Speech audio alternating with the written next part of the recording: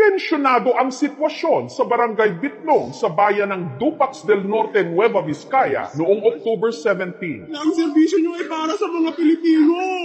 Sa itinayo kasing barikada ng mga residente para harangin ang mga empleyado ng isang mining company na nagsasagawa ng exploration sa kanilang bayan.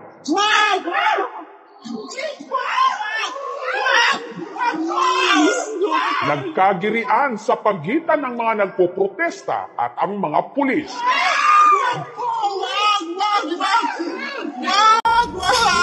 Tatlo sa mga residente, dinakip at pinusasan pa.